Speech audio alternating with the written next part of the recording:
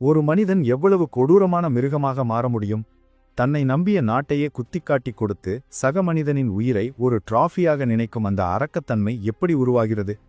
இன்று நாம் பேசப்போகும் கதை ஒரு சாதாரண தீவிரவாதியை பற்றியது அல்ல. உலக நாடுகளின் உறக்கத்தையே கலைத்த ஒரு சைக்கோ கமாண்டரை பற்றியது. பிப்ரவரி 27, 2000ஆம் ஆண்டு ராஜௌரி செக்டரில் உள்ள அசோக் லிஸ்டிங் போஸ்டில் இந்திய ஜவான்கள் உறைய வைக்கும் குளிரில் நாட்டை காப்பாற்றிக் கொண்டிருந்தனர். பாகிஸ்தான் பக்கத்திலிருந்து அதீத மோட்டார் ஷெல் தாக்குதல் நடந்து கொண்டிருந்தது. ஆனால் அந்த பீரங்கி குண்டுகளின் பின்னால் ஒரு பயங்கரமான சதி மறைந்திருப்பதை நமது வீரர்கள் அறிந்திருக்கவில்லை. பாகிஸ்தான் தனது அதிக பயிற்சி பெற்ற 25 தீவிரவாதிகளுக்கு தமது எலைட் ஸ்பெஷல் ஃபோர்ஸ் SSG யூனிஃபார்ம்களை அணிவித்து இருளின் மறைவில் இந்திய எல்லைப் பகுதிக்குள் அனுப்பியது. அவர்கள் நமது பங்கர்களுக்குள் திடீரென நுழைந்து கட்டுக்கடங்காமல் துப்பாக்கிச் சூடு நடத்தினர். அந்த கும்பலுக்கு தலைமை தாங்கியது யார் தெரியுமா? அவன்தான் இலியாஸ் காஷ்மீரி. அந்த நாளில் நமது 7 ஜவான்கள் வீரமரணமடைந்தனர். அவர்களில் சிப்பாய் பாபு சாஹிப் மாருதி தாலேகர் என்ற ஜவானின் தலையை அந்த இலியாஸ் மிக கொடூரமாக வெட்டி அந்த தலையை ஒரு பையில் போட்டுக்கொண்டு கட்டுப்பாட்டு கோட்டை கடந்து பாகிஸ்தானுக்கு எடுத்துச் சென்றான். அந்த தலையை ஒரு வெற்றி சின்னமாக அப்போதைய பாக் இராணுவ தலைவர் ஜெனரல் பர்வேஷ் முஷாரப்புக்கு காட்டினால் முஷாரப் அவனுக்கு 1 லட்சம் ரூபாய் பரிசை வழங்கி கௌரவித்தார். இத்தனை பயங்கரமான பின்னணி கொண்ட இலியாஸ் காஷ்மீரி அசல் யார்? ஒரு காலத்தில் பாகிஸ்தான் இராணுவத்தில் பணியாற்றியவர். அதே நாட்டின் மீது ஜிஹாத் அறிவிக்கும் நிலைக்கு எப்படி சென்றார்? அல் கைதாவில் ஒசாமா பின் லாடனுக்கு பிறகு அவ்வளவு முக்கிய நபராக எப்படி உயர்ந்தார்? 2008 மும்பை தாக்குதல்களின் பின்னணியில் இவனது பங்கு என்ன?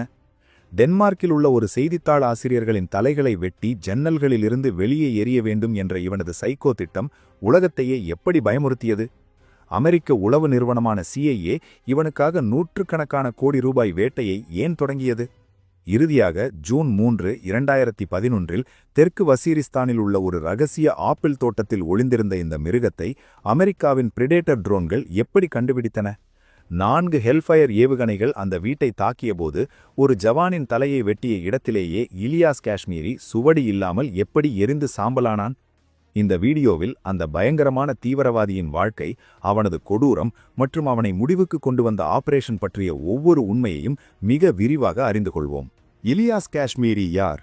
உலக தீவிரவாத வரலாற்றில் மிக கொடூரமான பெயர் இலியாஸ் காஷ்மீரி. பிப்ரவரி 10, 1964 பாக் ஆக்கிரமிக்கப்பட்ட காஷ்மீரின் பீம்பர் மாவட்டத்தில் பிறந்த இலியாஸ் ஒரு சாதாரண இளைஞனைப் போலவே தனது வாழ்க்கையை தொடங்கினாலும் அவனுக்குள் இருந்த அழிவுகரமான எண்ணங்கள் அவனை ஒரு கொலைகாரனாக மாற்றின. 6 அடி உயரமும் சுமார் 100 கிலோ எடையும் கொண்டு பார்க்கவே மிக பயங்கரமாக இருந்த இலியாஸ் படிப்பில் ஆரம்பத்தில் மிகவும் கூர்மையாக இருந்தான். இஸ்லாமாபாத்தில் உள்ள அல்லாமா இக்பால் ஓபன் யூனிவர்சிட்டியில் கம்யூனிகேஷன்ஸ் துறையில் உயர்கல்வி பயின்ற போதிலும் கல்லூரி நாட்களிலேயே அவனுக்கு தீவிரவாத சிந்தனை கொண்ட நபர்களுடன் தொடர்புகள் ஏற்பட்டன. அந்த நச்சுச் சிந்தனையின் காரணமாக தனது ஒளிவிளக்கான எதிர்காலத்தை ஒதுக்கி வைத்துவிட்டு நடுவிலேயே படிப்பை விட்டுவிட்டு கராச்சியில் உள்ள ஜாமியா உலூம் உல் இஸ்லாமியா மதரசாவில் அடியெடுத்து வைத்தான். இந்த மதரசா வெறும் மதக்கல்வியை மட்டும் வழங்கும் மையம் அல்ல, அது உலகம் முழுவதும் பெயர் பெற்ற தீவிரவாதிகளை உருவாக்கும் ஒரு தொழிற்சாலை என்று பல அறிக்கைகள் கூறுகின்றன. அங்கேதான் இலியாஸின் திறமைகளும் அவனது உடல் வலிமையும் பாகிஸ்தான் உளவு நிறுவனமான ISIயின் கவனத்தை ஈர்த்தன. அவனுள்ளே இருக்கும் கொடூரத்தை அடையாளம் கண்ட பாக் பாதுகாப்பு அமைப்பு அவனை பாகிஸ்தான் இராணுவத்தின் எலைட் ஃபோர்ஸான ஸ்பெஷல் சர்வீஸ் குரூப் SSGயில் சேர்த்து கொண்டது. அங்கு அவனுக்கு கெரில்லா போர் தந்திரம், நவீன ஆயுதங்களின் பயன்பாடு, குண்டுகள் தயாரித்தல் மற்றும் காடுகளில் எப்படி தாக்குதல் நடத்துவது என்பது குறித்த கடுமையான பயிற்சி வழங்கப்பட்டது. சாதாரண வீரனை விட இரட்டிப்பு வேகத்தில் முடிவுகளை எடுப்பதும் இரக்கமின்றி உயிர்களை பறிப்பதும் இலியாஸ் அங்கு கற்றுக்கொண்ட பாடம். அதன் பிறகு அவன் ஆப்கான் சோவியத் போரில் பங்கேற்று சுரங்கப் போரில் நிபுணராக வளர்ந்தான். தனது புத்திசாலித்தனத்தால் கெரில்லா தாக்குதல்களை திட்டமிடுவதில் வல்லுநனான இலியாஸ் விரைவிலேயே பாகிஸ்தானின் மூலோபாய சொத்துக்களில் மிக முக்கியமான நபராக மாறிப்போனான். தனக்கிருந்த இராணுவ பயிற்சியை மதசார்பு தீவிரவாதத்துடன் இணைத்து எல்லைகளில் இந்திய இராணுவத்தின் மீது தாக்குதல்களை நடத்துவதற்கு ஹர்கத் உல் ஜிஹாத் அல் இஸ்லாமி போன்ற அமைப்புகள் மூலம் பாகிஸ்தான் அவனை ஒரு ஆயுதமாக பயன்படுத்தியது. ஒரு மேதாவிலாக வளர வேண்டியவன் பயிற்சி பெற்ற கொலைகாளியாக மாறி அப்பாவிகளின் இரத்தத்தால் தனது சாம்ராஜ்யத்தை எப்படி கட்டியெழுப்பினான் என்பதை புரிந்து கொண்டால் இலியாஸ் காஷ்மீரி என்ற பெயருக்கு பின்னால் இருக்கும் பயங்கரமான உண்மை நமக்கு தெளிவாக தெரியும். ஆப்கானிஸ்தான் போரும் அந்த தழும்புகளும். 1980களில் சோவியத் யூனியன் ஆப்கானிஸ்தான் மீது படையெடுத்தபோது உலக அரசியல் முகமே மாறிப்போனது. அந்த நேரத்தில் சோவியத் ரஷ்யாவை தடுப்பதற்காக அமெரிக்க உளவு நிறுவனமான CIA, பாகிஸ்தான் ISI மற்றும் அப்போதைய வளர்ந்து வந்த தீவிரவாதியான ஒசாமா பின் லாடன் அனைவரும் இணைந்து முஜாஹிதீன்களை உருவாக்கத் தொடங்கினர். சரியாக இந்த நேரத்தில்தான் பாகிஸ்தான் தனது திறமையான கமாண்டர் இலியாஸ் காஷ்மீரியை ஆப்கான் முஜாஹிதீன்களுக்கு பயிற்சி அளிப்பதற்காக மிரன் ஷா என்ற பகுதிக்கு அனுப்பியது. அங்கு இலியாஸின் பொறுப்பு என்னவென்றால், முஜாஹிதீன்களுக்கு மைன் வார்ஃபேர், அதாவது நிலத்தின் கீழ் கண்ணி வெடிகளை புதைத்து எதிரிகளின் ஊர்திகளை எப்படி வெடிக்க வைப்பது என்பதை கற்றுக் கொடுப்பதாகும். எனினும் அந்த போரின் போது நடந்த ஒரு கொடூரமான துப்பாக்கிச் சண்டையில் இலியாஸ் காஷ்மீரி தனது இடது கண்ணையும் வலது கையின் ஆள்காட்டி விரலையும் இழந்தான். அந்த காயங்களே அவன் வாழ்க்கையில் அழியாத தழும்புகளாக மாறின. அந்த ஒற்றை கண் மற்றும் முறிந்த விரல் அவனுக்கு தீவிரவாத உலகில் ஒரு கொடூரமான அடையாளத்தை கொண்டு வந்தது மட்டுமல்லாமல், பின்னர் காலத்தில் உலகின் மிக தேடப்படும் தீவிரவாதிகள் பட்டியலில் அவனை அடையாளம் காண்பதற்கான முக்கிய ஆதாரங்களாகவும் மாறின. ஆப்கான் போர் முடிந்து சோவியத் படைகள் திரும்பிய பிறகு பாகிஸ்தான் இலியாஸை தனது மூலோபாய சொத்தாக மாற்றிக்கொண்டு காஷ்மீர் பள்ளத்தாக்கில் கலவரத்தை உருவாக்கும் பொறுப்பை ஒப்படைத்தது. 1991இல் ஹர்கத் உல் ஜிஹாத் அல் இஸ்லாமி என்ற தீவிரவாத அமைப்பின் தலைமை தளபதியாக இவன் நியமிக்கப்பட்டான். இலியாஸ் அங்கு நிற்காமல் பிரிகேட் 313 என்ற மிக ஆபத்தான எலைட் பிரிவையும் உருவாக்கினான். இந்த பிரிகேட் எவ்வளவு பயங்கரமானது என்றால், சாதாரண தீவிரவாதிகள் இதில் சேர கடுமையான சோதனைகளை எதிர்கொள்ள வேண்டியிருந்தது. இலியாஸ் பூஞ்ச் மற்றும் கோட்லி போன்ற பகுதிகளில் தனது பயிற்சி முகாம்களை அமைத்து இந்திய எல்லைகளில் கெரில்லா தாக்குதல்களை திட்டமிட்டான். நான் போர் தந்திரத்தை அரேபியர்களிடம் கற்றுக்கொண்டேன், ரஷ்ய மற்றும் அமெரிக்க உத்திகளை கலந்து பயன்படுத்துகிறேன் என்று இலியாஸ் பெருமையாக சொல்லிக்கொள்வான். அவனது உத்திகள் எவ்வளவு திட்டமிட்டதாக இருந்தது என்றால், அவன் அனுப்பும் தீவிரவாதிகள் மிக கொடூரமாக எந்த இரக்கமும் இன்றி தாக்குதல்களை நடத்துவர். பாக் இராணுவத்துடனான தொடர்பும் ஆப்கான் போர் அனுபவமும் இலியாஸை இந்திய இராணுவத்திற்கு ஒரு முக்கிய சவாலாக மாற்றின. இந்திய சிறையிலிருந்து இலியாஸ் காஷ்மீரி தப்பியது. இலியாஸ் காஷ்மீரியின் கொடூரம் எல்லைகளுக்கு மட்டும் மட்டுப்படவில்லை.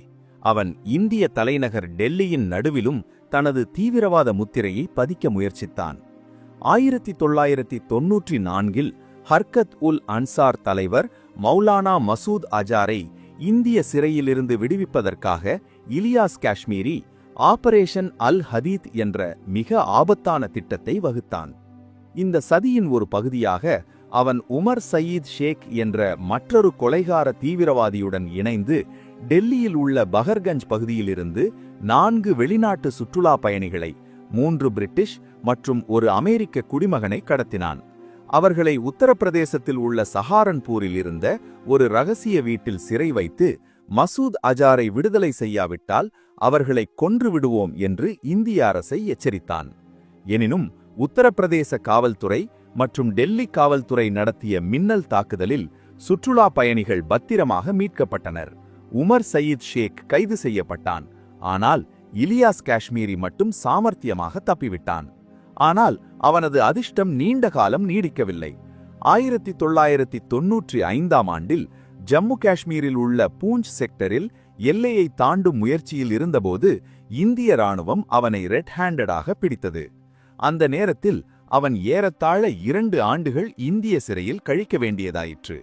எனினும் இங்கேதான் ஒரு நம்ப முடியாத உண்மை மறைந்துள்ளது. இலியாஸ் காஷ்மீரி போன்ற ஆபத்தான தீவிரவாதி இந்திய சிறையிலிருந்து எப்படி தப்பினான் என்பது இன்றும் ஒரு பெரிய மர்மமாகவே உள்ளது.